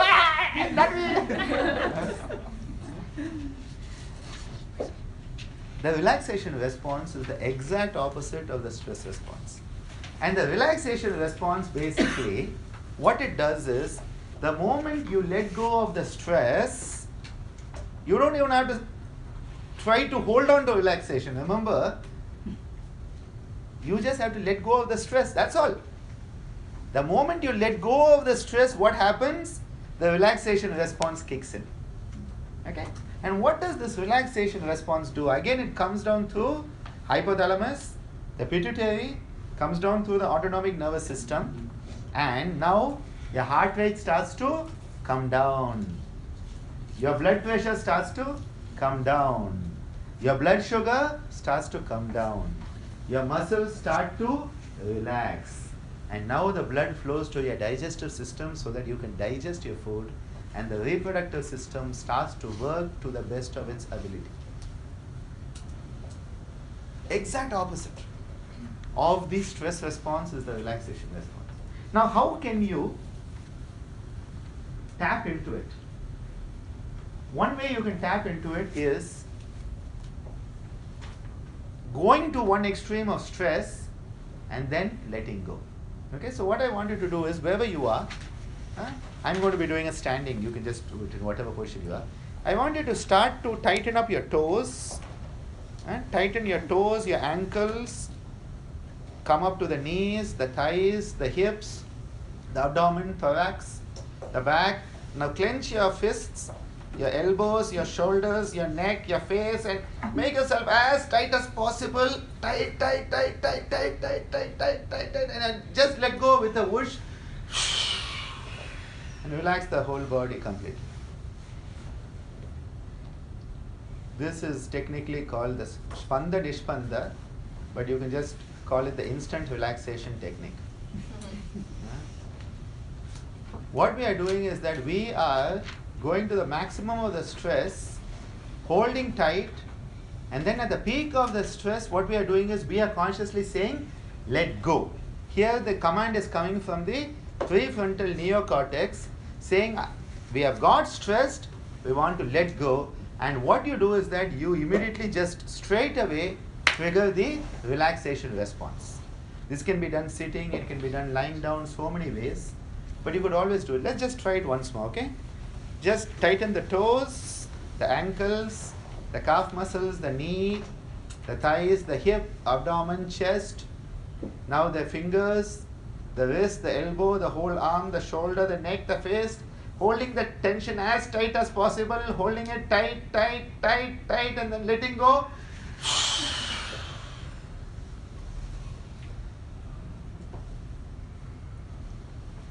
And just letting the breath flow calmly, coming in and out in a slow, deep, and regulated manner.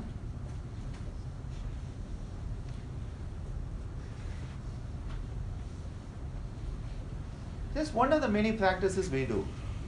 Now, what you need to do is that whenever you feel very stressed, whenever you feel that this is becoming a bit too much for you, letting go. The other thing that can be done is a simple shaking of the hands. Let's just shake the hand, because what happens is that the tensions tend to sort of be stored in the joints. Now both the hands giving a nice shake, just letting it shake and letting the head also shake, the shoulders shake a bit, giving a nice shake.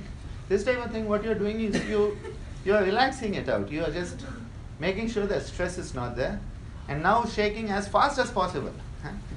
Imagine you're going at the speed of light or something like that. Excellent, beautiful. Now let's catch all the tension. Think of anything that is really, really irritating you, including me. Okay? Let's hold this tension as tight as possible. Get a good grip of it. Take in a deep breath, and then you throw it out consciously. Okay? What we do is that here we are consciously saying, this is the tension, this is what is bothering me. Catch hold of the problem, and then what you are doing is you are sending a gesture of intent. Intent is very, very powerful. What you are doing is you are making a gesture of intent that I don't want to hold on to this junk. I want to clean it out. This is, you remember, this is the tension. This is letting go. When you let go, you are saying, I don't want it. And this is a gesture that changes the attitude whenever there's a problem that's bogging you down. Really, really, and I use it a lot in my university. We have so many of these academic meetings, and you go in there and it's real tough, okay? And you're like really down in the dumps, and really what is this all about? So what my colleague and I, the moment we come out, we do is, and by the time we walk back to our department, things are much better. Now the days I forget to do this, I carry that tension to my department, and someone walks in and gets in trouble with me, right? So the simple thing is, this is like your pressure, that pressure cooker, when it has a certain pressure, it lets the air out. They say, what is let the steam out? That's the phrase, right? Yeah. let the steam off or out or whatever. This is like that. This is, and what you're doing, you're not just thinking, because if you just do the mental thing of I want to let go, it is like a wild animal comes into your house and you're going, please go out. Will you please go out? Nothing will happen. You have to, there has to be a little bit of force. Huh? And most people, how they are is they have this dirty dog which is coming in the house, walking up, jumping on the bed, doing whatever it likes to do there, jumping on the table, eating the food, and they're just sitting and watching. People won't do that, right? But then they do it with their thoughts. All this junk is happening, all this nonsense. And how does it happen? It goes in a very big pattern. It starts off like this. It says, I'm driving, and when I'm driving, what happens is that I say, what if I have an accident? Now I drive my bike, okay? And in India, to drive a bike, you don't wear a helmet, you don't wear protective gear, nothing, okay? Because that's part of it. That's just the the fresh air in the face is wonderful for creativity. That's how I justify it. Most of my musical compositions are when I'm driving my bike, fresh air. The second one is, I don't know why, when I'm flying at the 37,000 feet, I get my musical inspiration. I don't know what it comes. Maybe something in the clouds. So I'm driving my bike, and the first question that comes is, what if I have an accident? First thought. Immediately the next thought comes, what type of accident will I have? The next one comes, will it be a dog running across the road, or a cow, or a pedestrian, or will it be another cyclist, or a scooter, or all this? If I fall on the road, will I fall on the right side or the left side? Will there be a lorry behind me, and will it run over my hand or my leg or my head? Okay, if it runs over my hand, which hospital will I be taken to? Immediately I might know, I don't want that hospital has all the bad doctors, I want to go to this hospital, not that one. If I am admitted in the hospital, who will come to see me? I know she will come, he will come, but I know that guy will not be coming, he'll be celebrating with a party that I'm in the hospital. And what's happened is that all this thought pattern, what I have done is that I have actually led to my self creating a situation where I do end up having an accident. And after this happened a few times, I realized the moment you first have this thought, maybe I'll have an accident, what you have to do is you have to stop it at that point. And that stop is something which is very effective. And whenever you find the stress, whenever you find that, what if this happens? We always have this worst case scenario imagination. What if this happens? The moment that comes, if you let it, you're going to stress yourself. Because what has happened is, the stress comes in automatically. But if at this point you say, stop, or I don't want to think about it, I'll think about it later. Please understand, procrastination of thought is useful, procrastination of action is not. You should never procrastinate action, but procrastinate negative thoughts is very useful, because you get clarity, you get perspective. So the moment this happens, so now when I drive, what happens is I'm driving and I get this, will I have an accident? I'm like, no. And I shake my head for a little more emphasis. No. And if somebody is sitting with me, they're like, what happened? I'm like, nothing. I just prevented an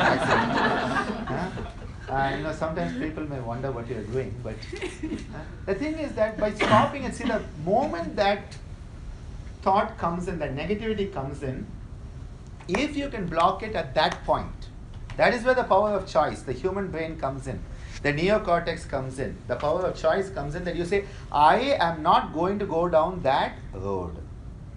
The moment you change it, what happens? You have prevented the stress response from coming in. And then the relaxation part can be there. So that you are balanced. It's only when you are relaxed, you are balanced. When you are stressed, you are always off balance. You are off kilter. And this is the importance of the relaxed attitude. Relaxed attitude doesn't mean a blasé attitude where, like that. No, that's not relaxed attitude. And that's a dead attitude. That's inert attitude. Relaxed means that you are in a position that when there is a challenge, you can respond to the challenge. But you are not going to react to the challenge. Because if you are stressed, you're already like this. And you don't know whether somebody is going to do good or bad or whatever. You have already jumped the gun. But here, what is happening? You are relaxed. You can make a decision. Is this worth jumping for? Is this worth reacting for? Is this worth responding for? Does it really need to be answered? Does this email need an answer? Or just leave it for a few days, let things cool down, and let better sense prevail? Somebody has said something. What is the context in which they have said it?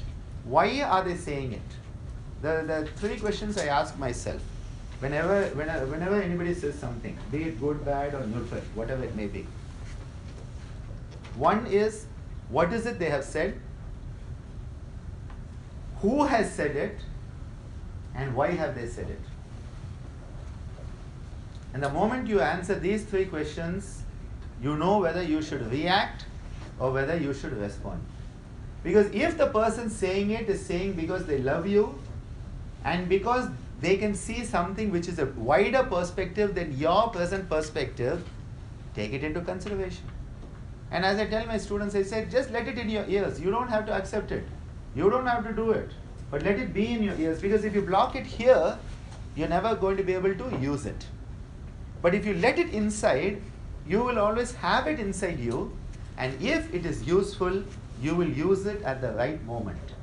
It will come into play at that moment. It's like watching the safety videos on the flights. They have a beautiful one from British Airways now, Comic Relief. It's actually a very beautiful one with all these comedians doing a wonderful job. I don't know how good the safety aspects have come up, but the comedy part is wonderful. But if somebody were traveling for the first time on a flight and watched that, I don't know whether they could actually manage in an emergency. Because you focus too much on the comedy and not really what you need to do with all your stuff. They cover it, but it's not the same. But watching that safety video, you can say, I'm never going to have an accident. Okay, fine. But if you watch it and you just let it in at some point, if ever there is a need, you will have a better chance of knowing what to do. But what do we do the moment somebody says something? We are reacting to our perception of that person. And so the moment is, why should I listen to you? What do you know? And if somebody corrects us, the first response we have is, who are you to correct me? In what way are you better? Now what we have done is the ego has protected us by blocking it. Rather than the first part, in Indian culture we say, Anu Badra Kritavo Yanto Vishwataha. Let noble thoughts come to me from all directions. Not just my direction. Let noble thoughts come from all directions. You be open to it, but then you choose which is the one applicable to you. If somebody is living in North America, they have to make a choice based on what North America is. Not what's happening in India, not what's happening in China. But if you're living in China, you need to make a choice based on what is happening in China, not what's happening in Canada or Mexico. So what is important is, we know what is appropriate. That is the state of relaxation. So if we want to relax, one of the important things is, do not let the stresses come in. Stop them at the first layer itself by saying, stop. There was an old story in Reader's Digest long ago.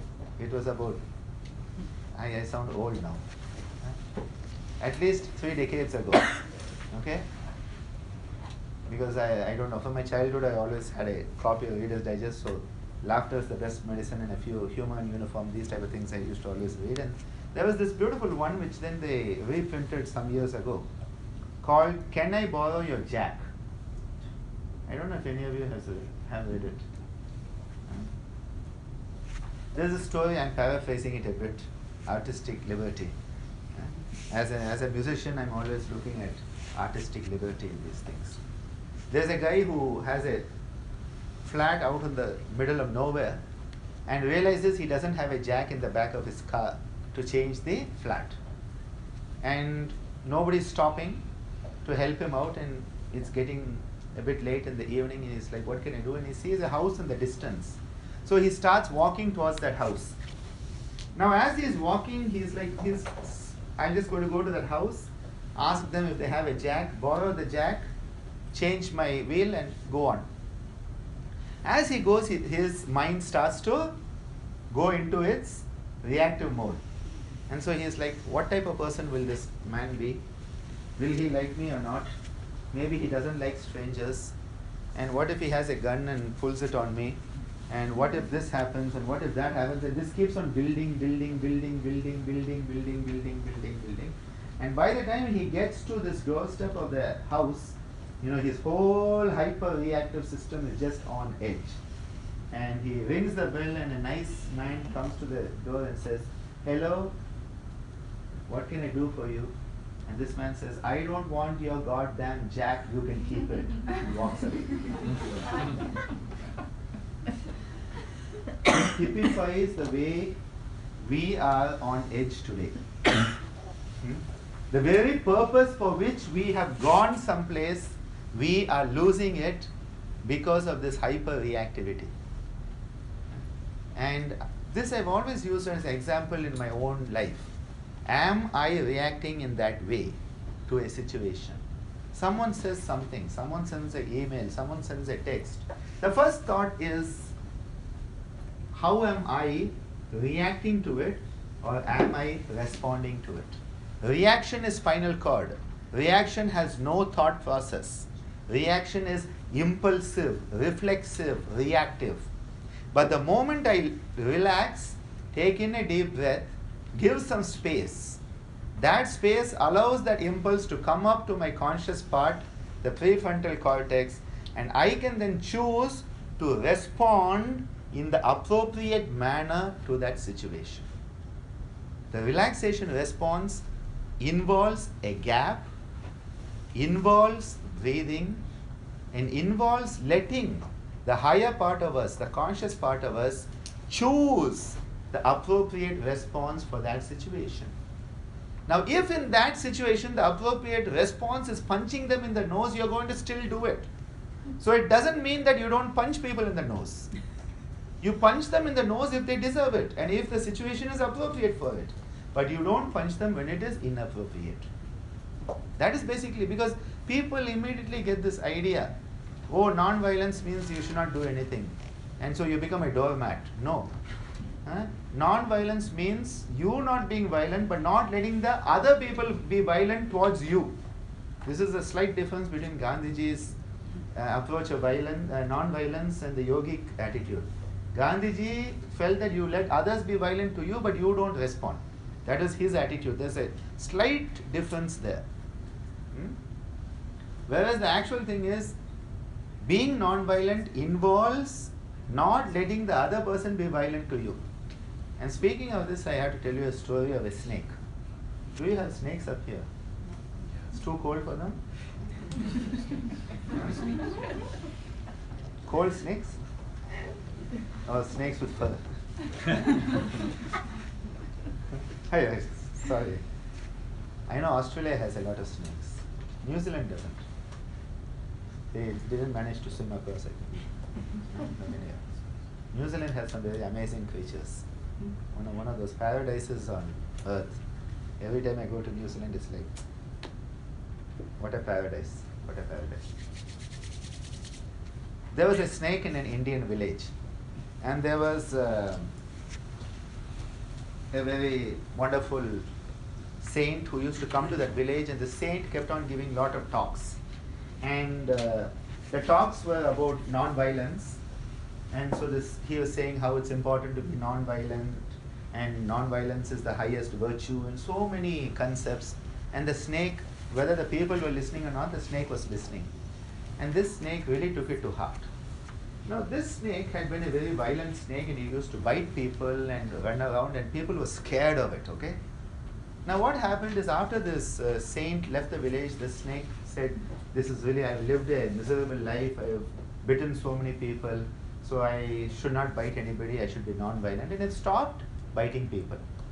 Now, for the first few days, the people are like, where's the snake? We haven't seen it. Then after a few days, some of the kids started going around, hey, that snake is there, but it's not biting us. And then one kid started pulling his tail and saw it didn't bite. And you know what next happened? They took sticks and started beating it up. And this poor snake was totally beaten up, virtually on the deathbed. It's one of those things, it's lying like that. And it's lying in a corner and just like that. Now the saint happens to pass by the village that day, and he sees the snake and he says, "Oh my God, what's happened?" And the snake said, "It's all your fault." And he says, "What's my fault?" He said, "You came and gave these beautiful lectures on non-violence, and I so trusted and believed you that I started being non-violent and not biting anybody. And look at what your advice has led me to. I am virtually dead here." And the saint said, "You stupid snake. I told you not to bite people. I only told you not to bite people. I never told you not to hiss at people." Very, very important lesson for life. Sometimes you have to hiss a little bit so that people keep the distance. Sometimes you have to hiss a little bit so that those who should not be near you are not near you, and those who know that you only hiss and you don't bite will be near you. It's a very beautiful lesson for life. You should not become a doormat. You come into yoga and take up non-violence and you become a non-violent doormat. Everybody steps on you. No. That is a very passive approach to it. And non-violence means not being violent and not letting others be violent towards you. And protecting yourself is very, very, very much part of non-violence. It's a very, very important thing here to understand. When we can lead a life that is based on the choice, when we can choose to be responsive, we grow in responsibility. You know what responsibility is? The ability to respond, not react. When we grow in responsibility, we are becoming truly human at that point. Because it is only the human being who can choose to respond rather than react. And that is the key to relaxation. Because if you are responding rather than reacting, you are relaxed. But if you are always reacting, you are always going to be stressed out. And that is why it is very important that this part starts to grow. That is why in all the meditative, contemplative practices, a lot of emphasis is placed on focusing on this region, because this is the region that is connected to the power of choice. The power of choosing what attitude we are going to have to whatever happens in our life. And at that point, when you choose to do the appropriate thing for the appropriate person, at the appropriate time, in the appropriate manner, when all those appropriate aspects start to fall together, you start to actually live as you are meant to live, and you have a sense of ease. Because you are not living as somebody else. You are living as you yourself. You are being you. Now the problem when you tell people, be yourself, they think they have to be the most lowest possible denominator of themselves. Just be you. You know what happens with most people. It is very important that we are the best we that we can be. And that happens when we are responsive. That happens when we have a state of relaxation rather than stress. That bowstring has to be of optimal tautness. Too tight, overshoot. Not at all tight, arrow falls straight on your toe. It has to be optimal. That optimal aspect will only come when the relaxation response is there. Not when the stress response is there, and not when nothing is there. And some people, nothing is there. And neither good nor bad, no response, nothing, as good as being a dead body. That's a different issue. When you choose to live as you are to live, when you choose to understand who you are, at that point, everything you do, every thought will be relaxed. Every action will be relaxed. And there won't be reactions. There will be responses. These were just some of the thoughts I wanted to share with you tonight. And if there are any questions, a few questions before we close up. Because the last time I was here, I gave a 3-hour talk, okay? And I'm not going to do that today. Not going to do it today. I don't want all of you stressed out.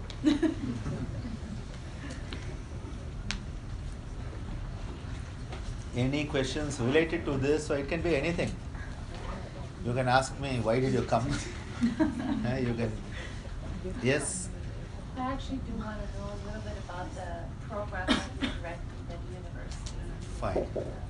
Yeah, what we have at the university, one is the patient care, second is the research, where we are doing a lot of research projects generating evidence for yoga and yoga therapy.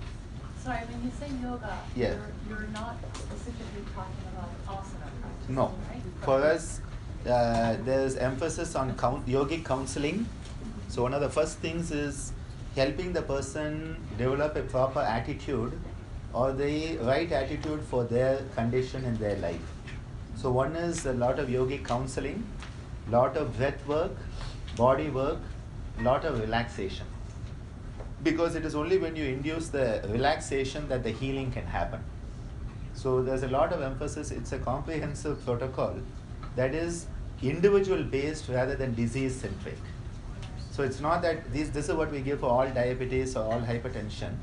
It's based on the individual. So each person who comes to us, we evaluate them in an individual session, set up a protocol, and then that protocol is given by our yoga instructors.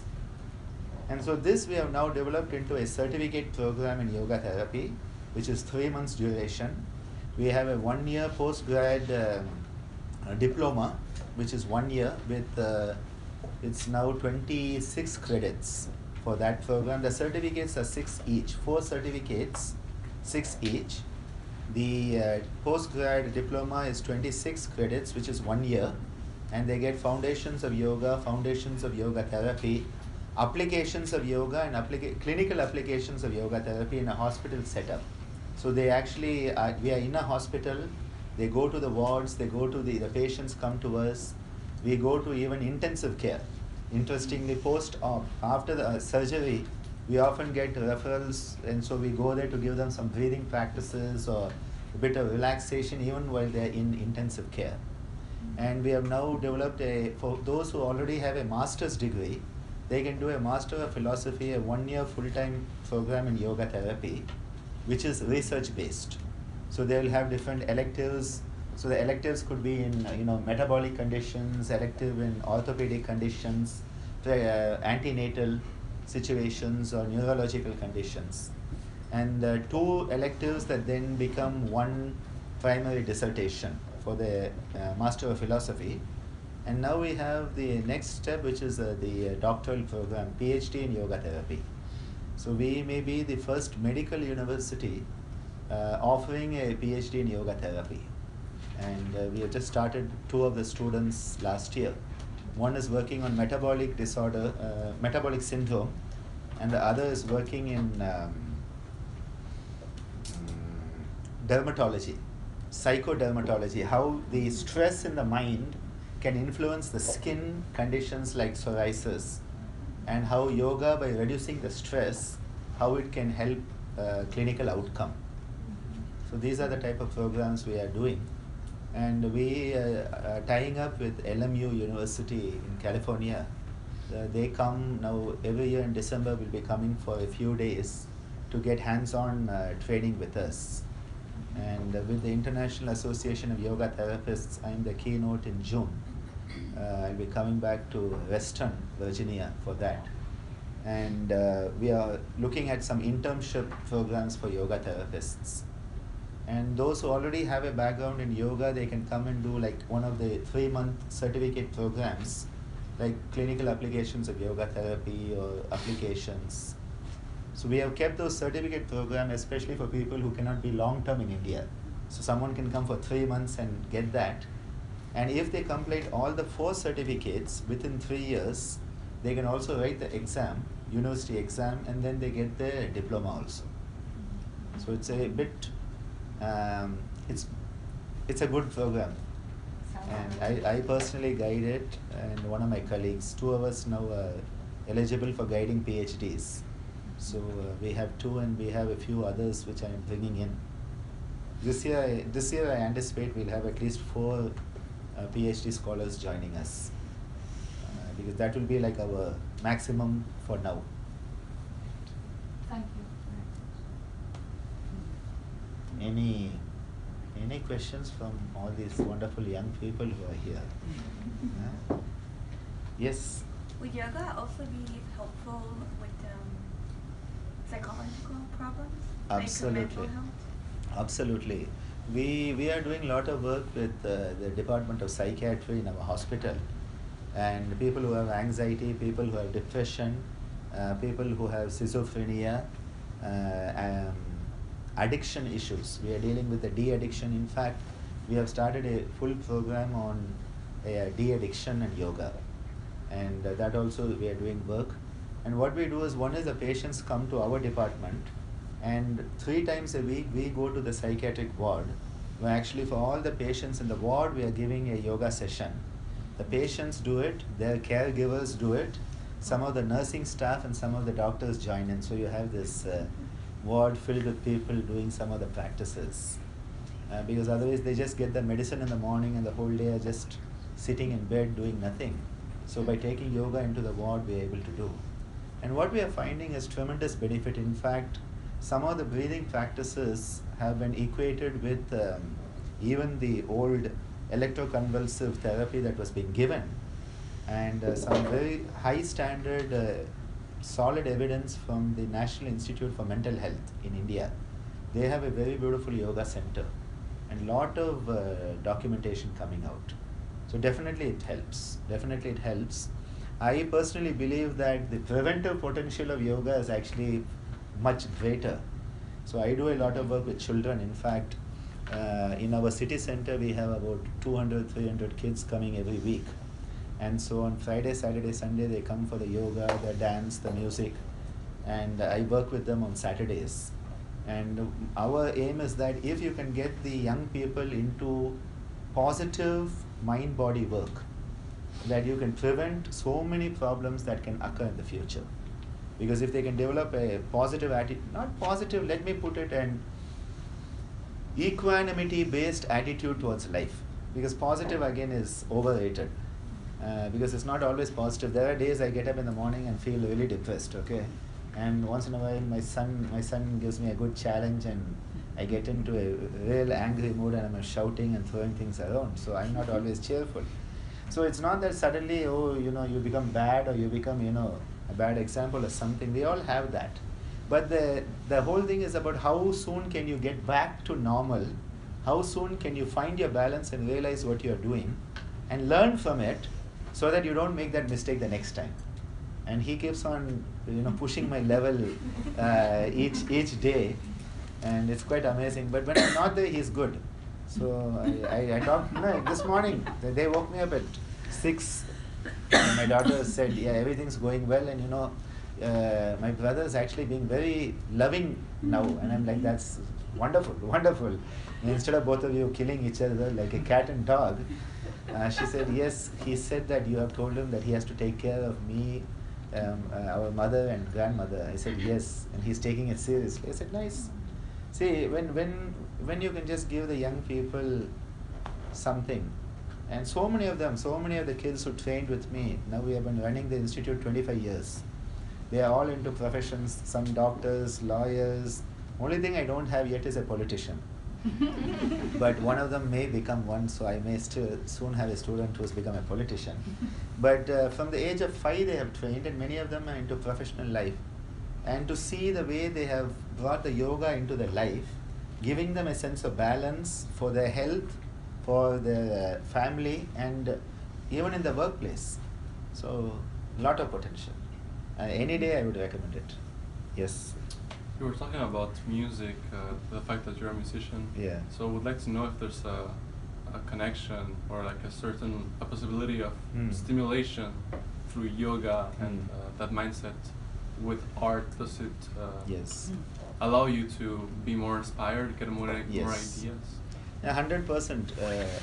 The thing is, in my life, it's been very difficult to have a before yoga, after yoga comparison. Because, see, when I was, my mother was practicing yoga even before I was conceived. So when people ask me about my experience in yoga, I say it's right, age plus 9 months. That's how I look at it. And similarly, right from the age of about 4, I was introduced into the Indian music, the dance and other things. So I grew up with the dance, the yoga, the music. But one thing when I compare with many of my own peer group is that the creative potential that yoga gives is definitely abundant. And what it does is it tunes you to your intrinsic vibration. That's what yoga does.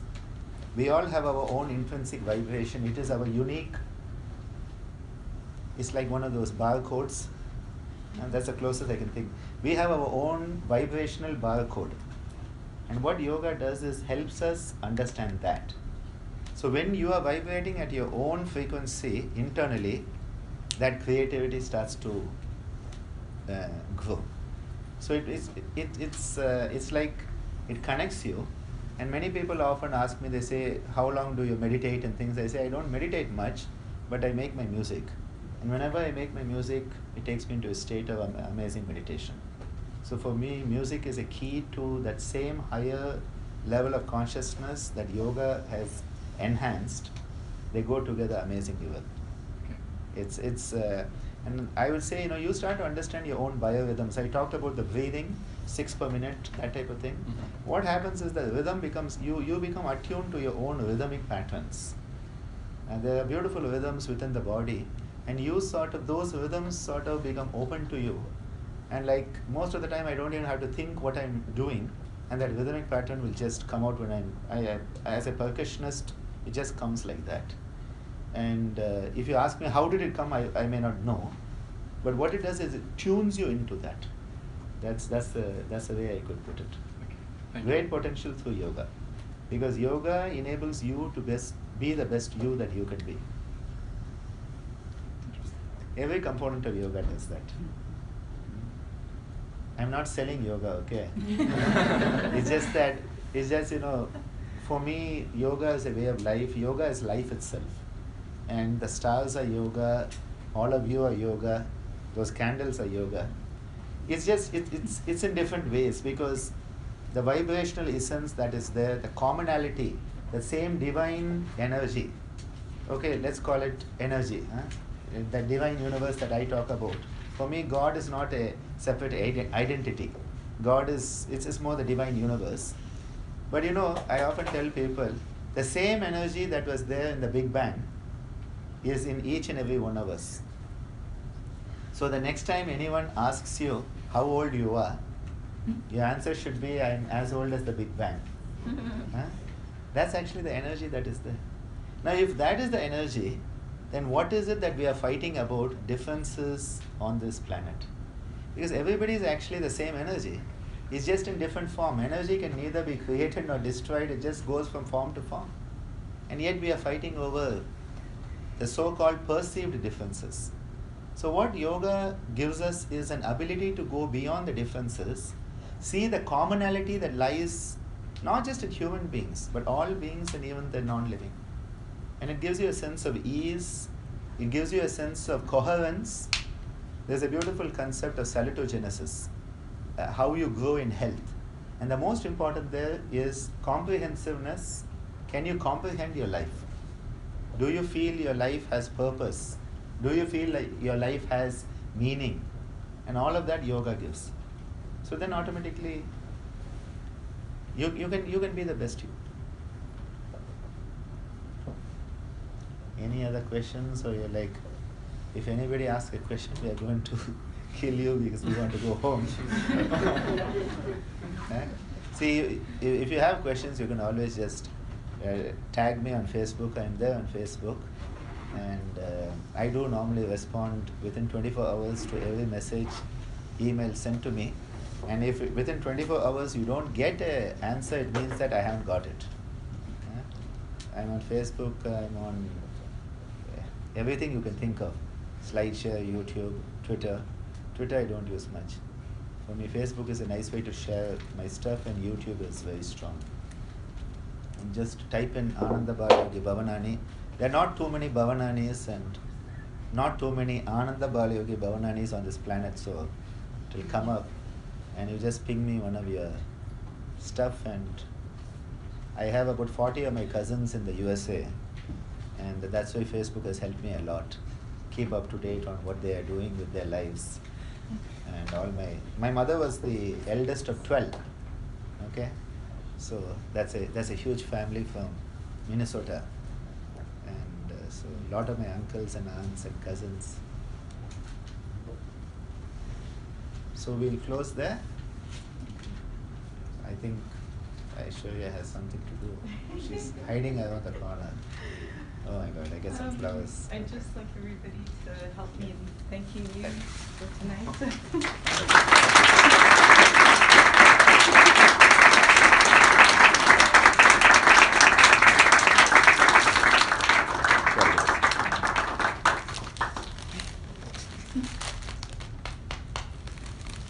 A very, very special soul, a very special family, a very beautiful family that my daughter, in fact, has recently assumed a new name, and she's decided she is Susan Falcon. So she joined the Falcon family. That's a Facebook name. So I'm like, seriously, who's that? Anyway, so that's a different note. So thank you very much, everyone, for being here. You have made this evening possible by being here. And by you being here, I have a chance to explore some of my thoughts. Hopefully those thoughts will be useful to you. If they are useful, well and good. If not, anyway, it's just been fun. Thank you so much.